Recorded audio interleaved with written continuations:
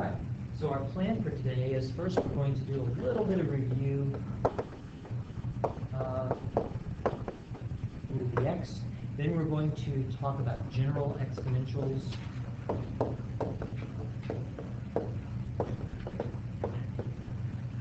Y equals b to the x. And then finally, as time permits, we're going to look at two homework problems, numbers 30 and 51. Was it 52? Yeah. Ah, we can take a look at 52. For some reason I thought it was 51, but I could be wrong. So, in any event, yesterday we talked about the exponential function e to the x. And to summarize everything that we said, you all need to know the shape of its graph and the 3 points that it goes through, 0, 1, 1, e, that's right, and that it has a horizontal asymptote out at negative infinity.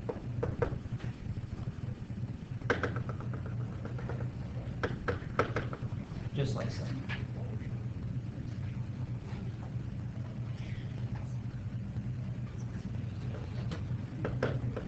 You also need to know approximation for E, 2.7, what? 1? 1828. And twice.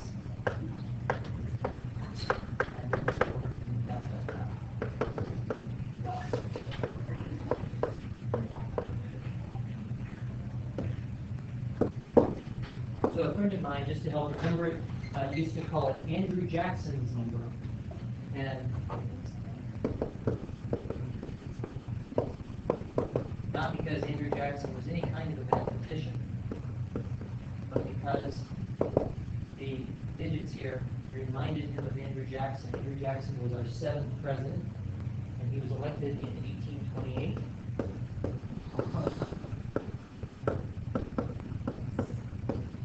And he served 2 terms. So it's not a very good match, but it helps you remember. In my case, it helps me remember E. In your case, maybe it'll help you remember some American history. So there it is. Now, yesterday we discovered a couple of special facts about E. And the first special fact that we discovered is that the limit as h goes to 0 of e to the h minus 1 all over h is equal to what value? 1, that's right. So this was special limit number 3. And this allowed us to compute the derivative of e to the x using our limit definition. The limit as h goes to 0 of e to the x plus h minus e to the x, all of that over h.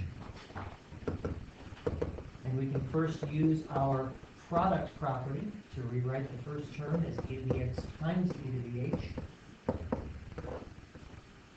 And we can use our constant multiple rule to pull out the factors of e to the common factor of e to the x, leaving us with the limit as h goes to 0 of e to the h minus 1 over h, which is 1. So that we discover that the derivative of e to the x is itself.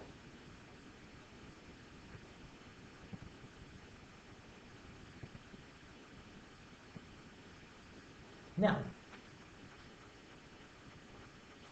what we'd like to do is to extend this notion right here to the general exponential function.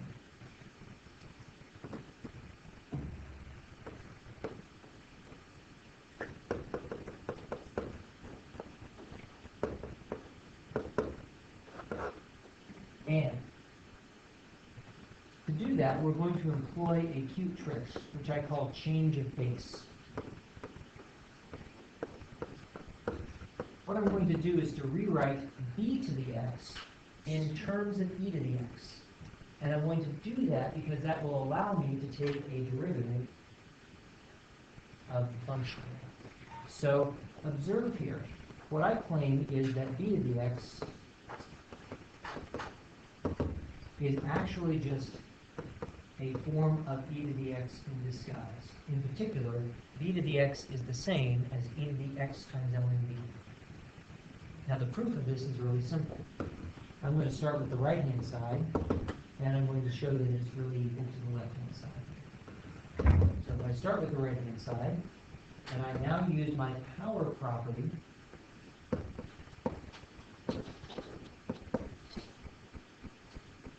then e to the x ln b is the same as e to the ln b to the x power. But these are inverses, and they cancel to give me b. So that in point of fact, e to the x ln b is nothing other than b to the x. We can see this in clever ways. For example,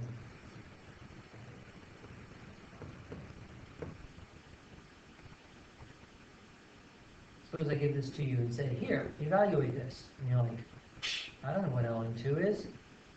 And how am I going to raise e to that power? Wait a second. Think of this in terms of change of base. Yep. You got it. That's exactly right. So we can evaluate that without even having to work too hard. And feel clever in the process. Now, here's how this helps us. Suppose I want the derivative of b to the x. Well, one way that I could accomplish this is to use a change of base and rewrite as e to the x ln b. Now think in terms of inside, outside. Outside, inside. The derivative of the outside, e to the splat, times the derivative of the inside.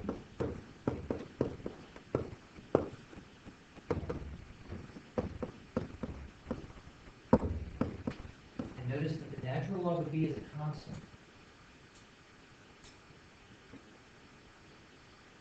But I can now come and reinstate the original base, like so, to get a very convenient result. And that is that the derivative of any exponential is itself times the log of the base.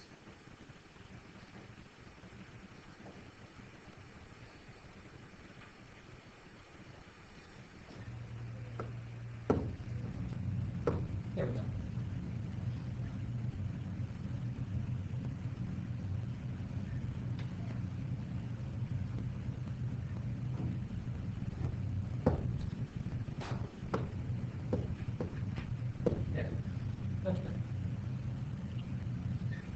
Yes, sir. Uh-huh.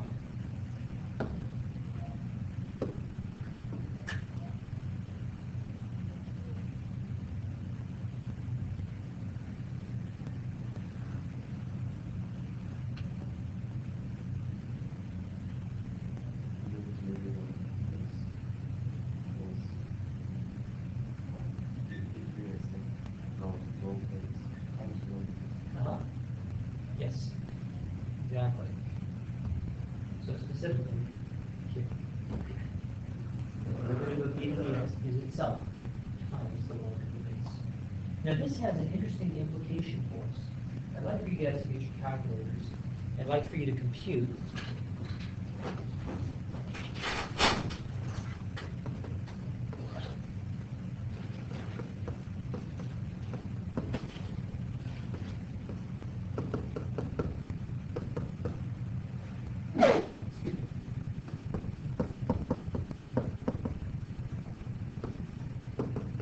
for three different bases.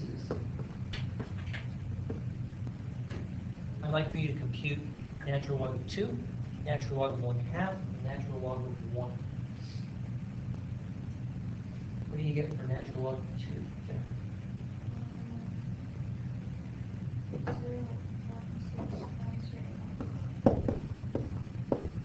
Good.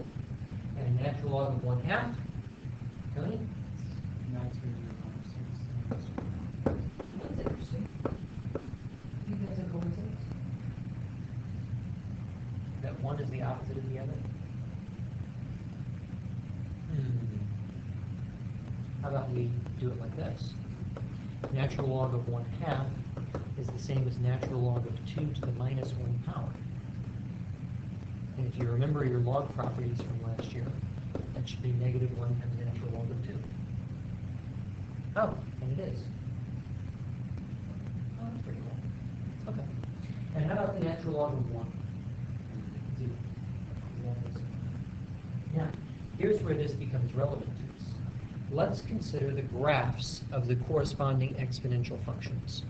Let's take a look at y equals 2 to the x, where d is equal to 2. Then the derivative of that is 2 to the x times the natural log of 2. Now observe, all exponentials always give me positive values. So 2 to the x is a positive number, and natural log of 2, 0.6931, is a positive number as well. So that the derivative is always positive. And because the derivative is always positive, that means my tangent slopes are always going to be positive values, and my curve is going to be an increasing curve.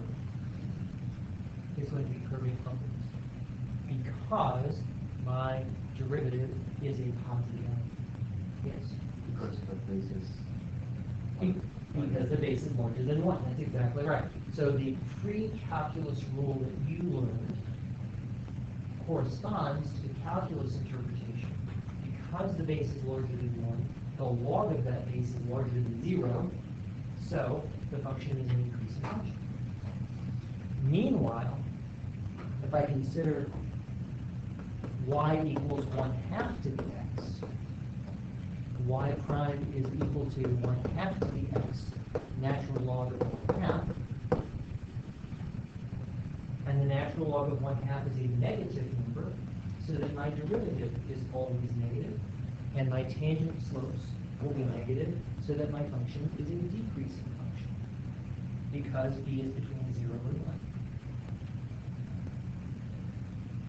Finally, we consider a sort of strange base, y equals 1 to the x. Did you ever notice that I didn't ever give any information about the base b when b is equal to 1? What should the graph of 1 to the x look like? Well, one way to answer that question is to look at y prime. Y prime should be 1 to the x times the natural log of 1, which is equal to 0.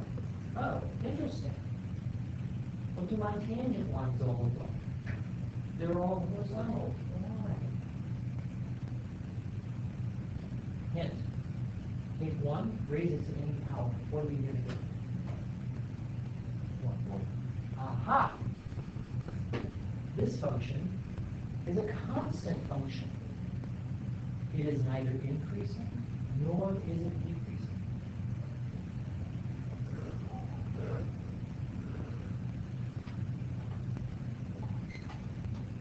Very, very interesting.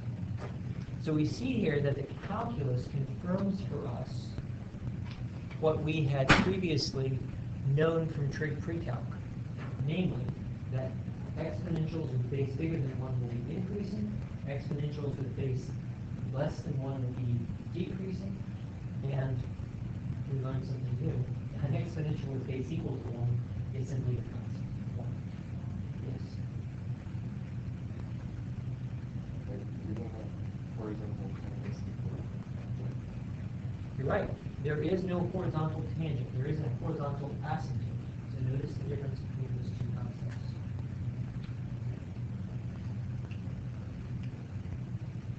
Good. Any other questions? Okay.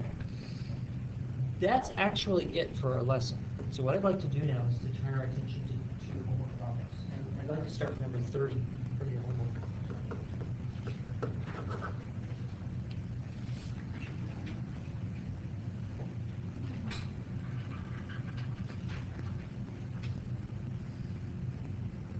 Here we have a question. At what point on the graph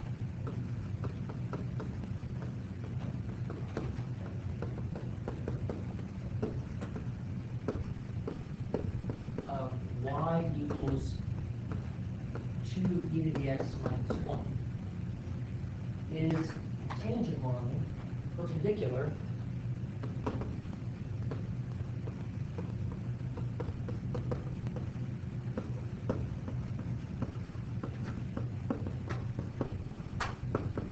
to y equals negative 3x plus 2.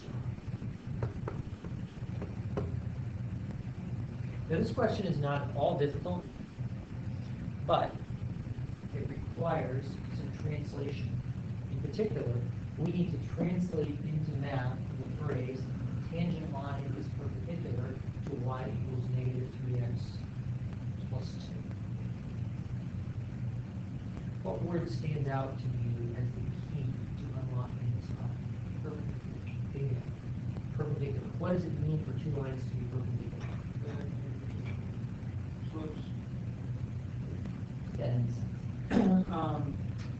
When the slope of the first line is the opposite or negative reciprocal of the other one. Yes, that's exactly right. So we want to say that the slope of one line is the negative reciprocal of the slope of the other line. So now what we need to do is to fill in the details. What is another way to say slope of the tangent line? Or y prime. And what is another way to say the slope of this line? In other words, what is the slope of that line? Exactly. So really what we're doing now is just solving a simple equation, y prime is equal to 1/3. And we need now to fill in the details. What is y prime? You could probably do it in your head. 2e to the x. That's right.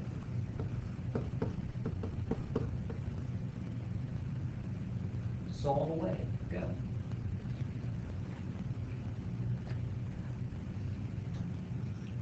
Tony, you got this? Yeah. Go ahead. E to the x into 1/6. Yeah.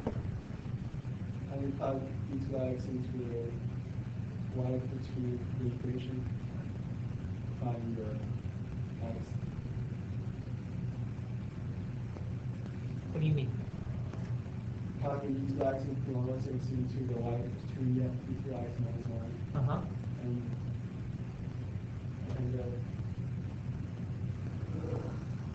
Well, here, since e to the x is 1/6, then y is 2 times 1/6 minus 1. Yep. And that's 1/3 minus 1, or negative 2/3. Good. What about the x coordinate then? What is x equal to?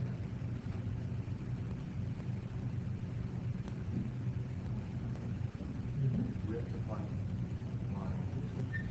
We do have to find y, but we also have to find x. How did we know that? Because they asked at what point. And a point is in the form x comma y. So we need both the x and the y coordinates. So how do I find the x there?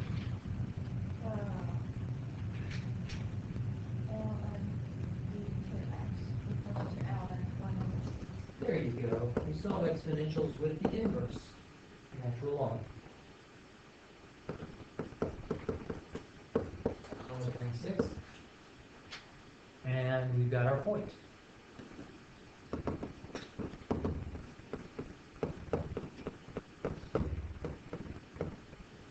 Pulling the y coordinate from here.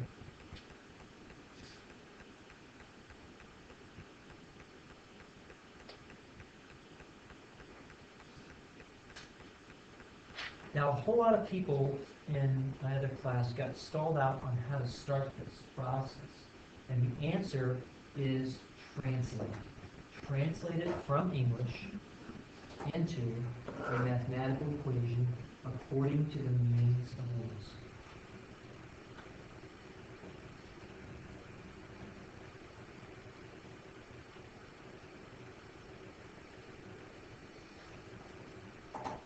And that's really the theme of our second problem for today, which is number 52. You're right, it is 52. And in number 52, we're told that the spread of fluid in a certain school is modeled by, do this in black.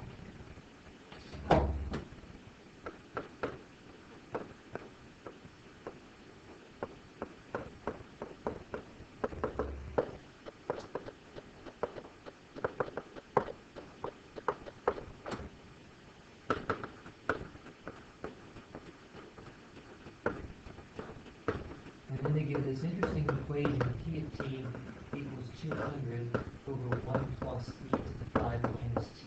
This is designed to be a little bit intimidating looking, but also it has a particular shape to it that is a good model for us.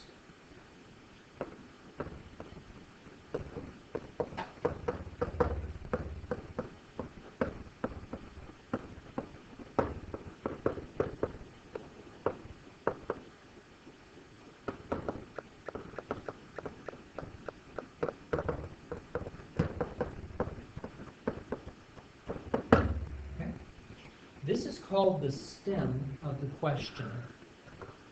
And the stem of the question provides us with useful information that's going to be true throughout the entire question. And now they're going to ask three particular questions. And the first question they ask is, estimate the initial number of students infected with the flu.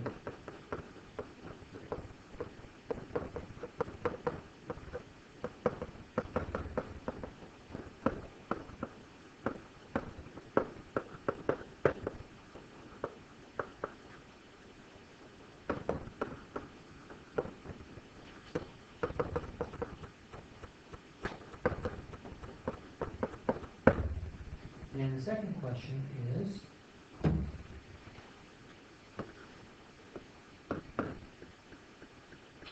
how fast is the flu spreading after 4 days?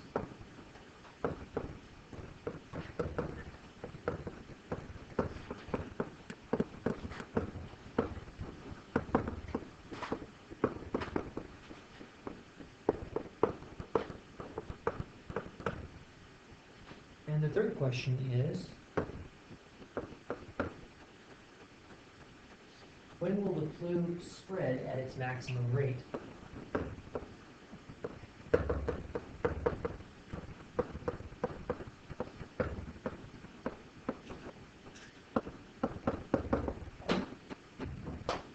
what is that?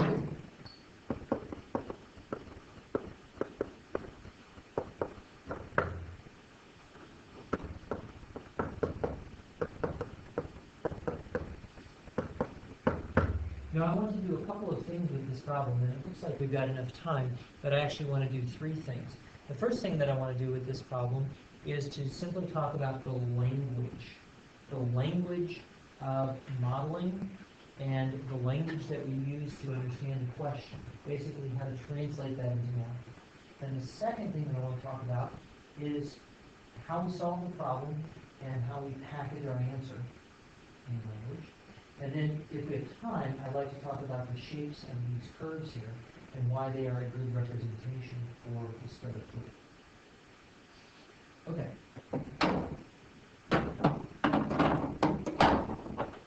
So, first of all, we read the stem of the problem. The stem of the problem uses this interesting word modeled by. And I want to explain that a little bit.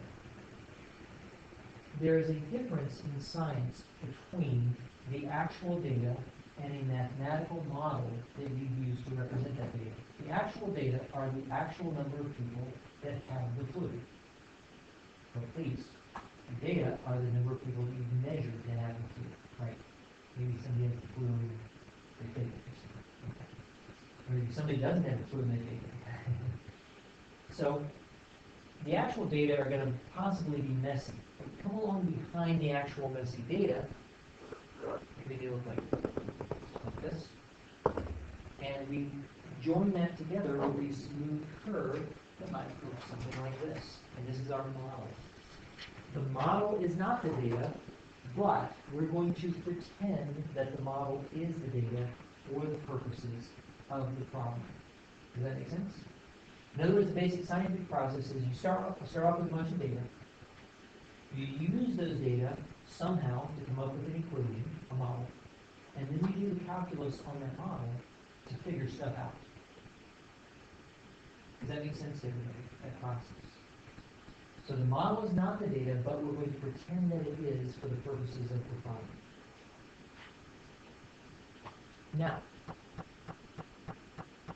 the next thing I want to talk about is language that helps us to decide this important question.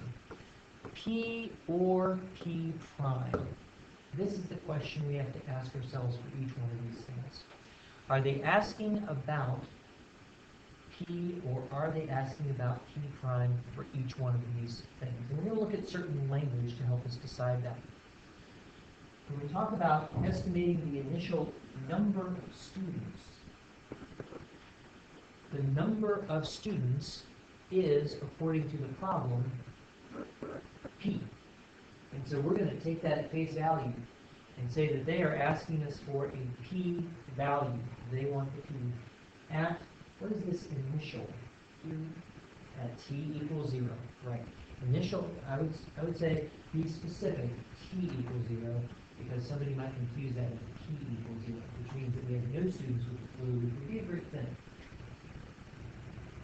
All right, so we are looking then for P of 0 to answer this question. And to find P of 0, how do we do that? Well, we know P of T, so what is P of 0 equal to?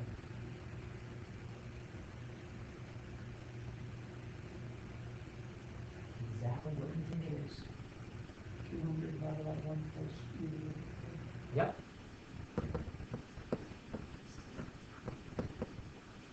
But now here is where we see the difference between the model and reality. Our model gives us 200 over 1 plus e to the 5th. But I'm pretty sure that's not a rational number. Go ahead and compute 200 over 1 plus e to the 5th.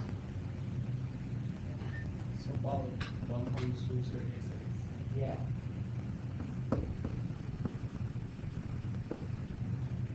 Do you think it's possible for 1.3386 students to have the flu? No. There's no such thing as 0.3386 of a student, although some of the middle schoolers come close. All right. Actually, they're closer to like half, but I think it's smaller every year. So, what do I do with my 1.3386? I need to round it. But do I round it to 1 or 2? 1. That's not how it works. Okay, but there are different ways of rounding. You can choose, when you round, you can choose to always round down, or you can choose to always round up, or you can choose to round to the nearest. Which method is the best? Always One. Because you can't have part of a person with the flu. Okay, that's pretty reasonable. I would suggest this principle.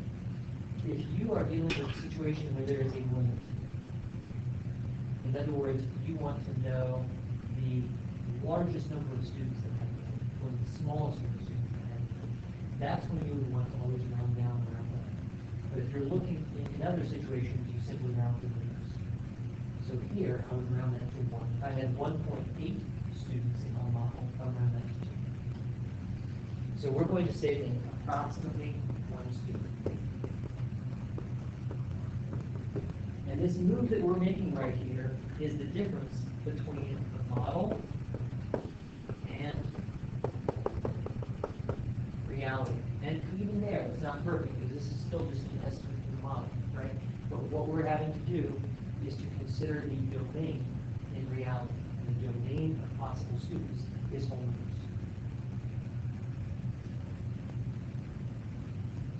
Okay. Now, let's contrast that with this question here. How fast is the flu spreading after 4 days? These words, how fast, are asking for a rate. And because they are asking for a rate, they are asking for what quantity? P prime. And P prime evaluated when? Actually, at 4 days, right? So the word after kind of throws us, right? Are they talking about times greater than 4 or at 4? And I believe that what's happening with this language is that there are some missing words, some elliptical phrasing here. This is after 4 days have gone by, after 4 days have passed. In other words, at t equals 1. Let's just check that. Maybe it should be p prime of 3 or 5. But no, the problem starts at t equals 0, so t equals 1 is after 1 day has passed. So t equals 4 would be after 4 days have passed. So that is the right value. Okay, now, what are my options for computing p prime of 4? What I have is p. How am I going to find p prime? What choices do I have?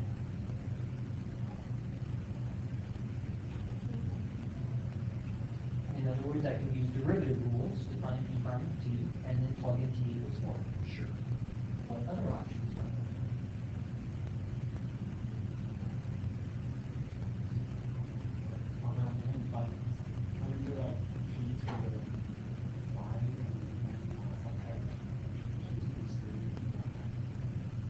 We could estimate that, yeah, using a difference quotient. That's what that's called. Oh, good. What else could I do? I can plot a bunch of points into a tangent line. Ooh, that sounds painful. But I could. And one other thing that my students always forget that they need to remember as an option. Specifically, where and how. On the calculator. That's right. The easiest way to find this derivative is definitely on the calculator. Because finding p prime of t is going to require some effort on our part. So why not just let the calculator do it? Go. Find p prime of 4. Okay, and so for the sake of recording, let me show how this all works out. If I want to find p prime of 4, first I'm going to enter my p of x, which I've already p of t, which I've already done here. Notice that I have to enter it as p of x because the only variable the calculator knows is x. And then to find the derivative, I can simply do second calc and dy dx at t equals 4. And when I do, I get a value of 39.3224. Where'd my big window in the middle go? There we go. 39.3224. Now, do I round this? Interestingly, no. Because although this is reflecting students per day, nevertheless, it's not necessary that students per day would be up to the number. Think about that. If one student were being infected every 4 days, my rate would be 0.25 students per day. And that's perfectly fine. So it is totally acceptable to have a fractional number of students per day, and we're going to express this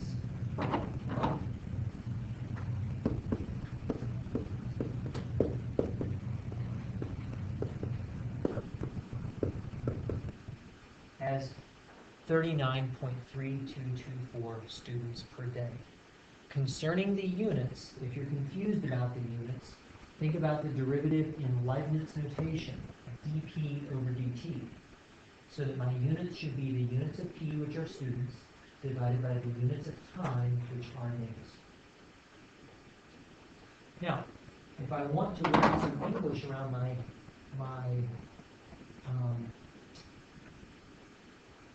if I want to wrap some English around my answer here, I would say it like this. The flu is spreading.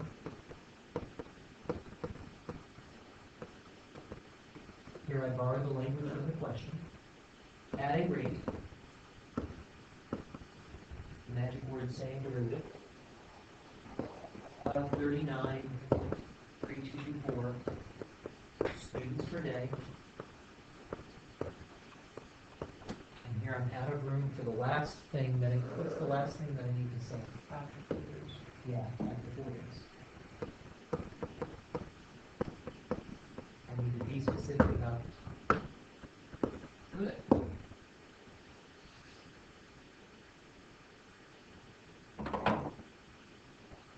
Okay. So this is all well and good. But now something tragic happens.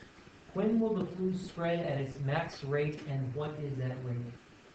Are they talking about P or P prime? P prime, and what's the word that tells you this? Rate. Yep. We're looking for the max rate. We're trying to find the maximum value of P prime.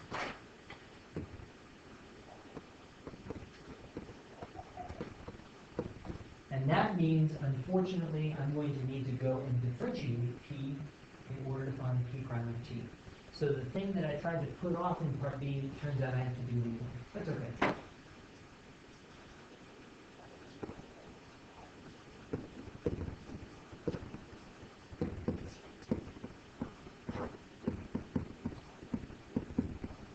Now, if I'm just a little bit clever, what I can do is to do a little bit of algebra ahead of time so that I don't have to do the quotient rule. Because I can rewrite 200 over 1 plus e to the 5 minus t as 200 times 1 plus e to the 5 minus t to the minus 1 power. And the advantage of doing that is that I don't have to worry about quotient rule. Instead, I can use chain rule. Constant multiple rule happens first.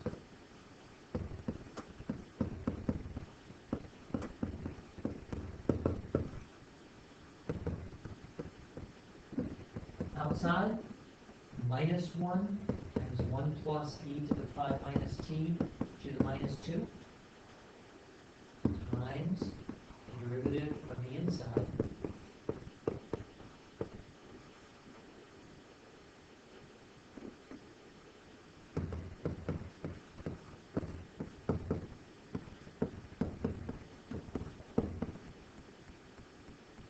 and the derivative of 1 plus e to the 5 minus t. 0 plus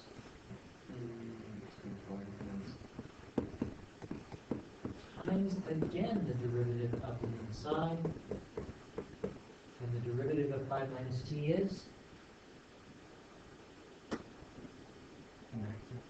negative 1. And negative 1 times negative 200 is positive 200. I'm going to write this negative exponent right here as a reciprocal. I frequently do that because it helps clarify the situation. And then all of this is still times e to the 5 minus t.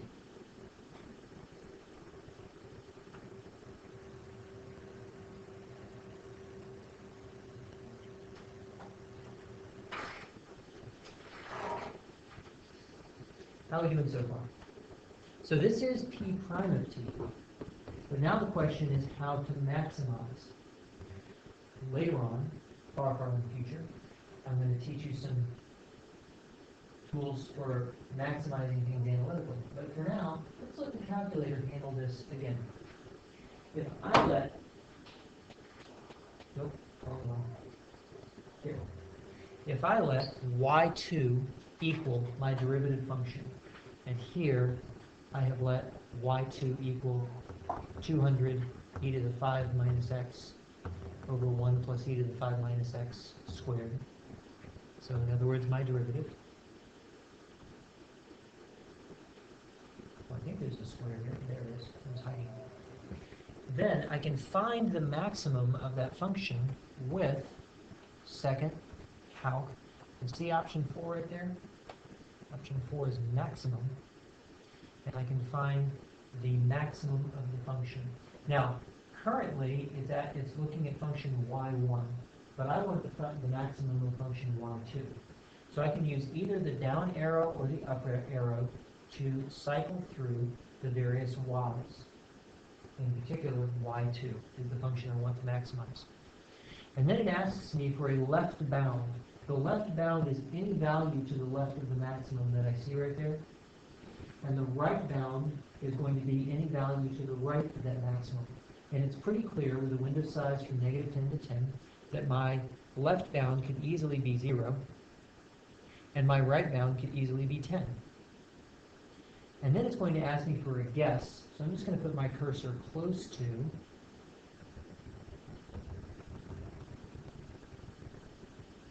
that maximum value and hit enter. And when I do, it's going to give me a maximum value. X is 5 and Y is 50. How do I interpret that? Remember that the X was my substitute for T, and the Y values are the P prime values, because P prime is what I entered. So I would say then that the maximum occurs at T equals 5,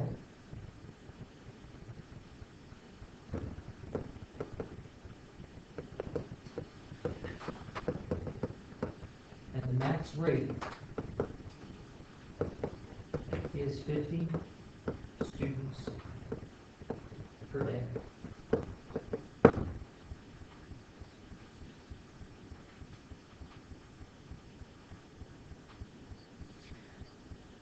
Now I want to come back and talk a little bit about what all of this means. Before I do you have any questions? Can you quickly say how you got, that again? I was trying to follow the right. How you got T equals 20? Oh, yeah, so I entered P prime, and I used the second calc max function on the calculator, Okay. and asked for left bound to right down to the guess. So I did that, and it gave me x equals 5, y equals 50, which I reinterpreted in terms of t and p prime. Yep. What I'd like to do is to examine the shape of these two graphs here, of p and p prime, and see how they interact with each other. The first thing that I want to point out is that the max rate of 50 students per day is an appalling figure. If we had 50 students per day at Chapelgate catching the flu, we would literally shut down for a couple of days and just say, okay, everybody go home and get healthy. We actually have done that once. It wasn't flu, it was something else. But this is an impressive number, and it all started with just one student at t equals 0. So in this model, we went from one student at time 0 to 50 students per day at time 5. So this is a highly contagious flu, whatever this thing is. So let's take a look and zoom out on the graphs a little bit. And I want to set the window size. -10 to 10 is probably okay. But let's make the y values out to maybe 250. Teachers, pardon the interruption. Okay, here's the point that I want to make quickly before the bell rings. This graph here in blue is our model for P. And notice what it does. It starts down here at 1. It looks like 0, but it's not. It starts at 1 student. And what happens is that the number of students grows quickly, and it grows quickly in this region right here because students are catching the flu, and they are passing it to others who are passing it to others who are passing it to others. So this portion of the graph looks like an exponential. But then something happens, and that is that the number of students who have the flu become immune to the flu. And the population of people that can catch the flu starts shrinking. You know, if there are 200 students in the school, then once 100 people have the flu, there's only 100 people left that can possibly catch it. Once you get to 199, there's only one person left who can possibly catch the flu. And so what happens is that the rate of increase begins to decrease. And so we have a corresponding derivative that shows that at first we grow quickly, we hit a max rate right there, and then we start to decrease in our rate. We still have a positive rate. People are still catching the flu. But the number of people that are catching the flu is the rate at which they are catching the flu is starting to decrease. This point right here, where P prime is a max, is the point where we start to turn the corner on our flu infection. And we call this an inflection infection.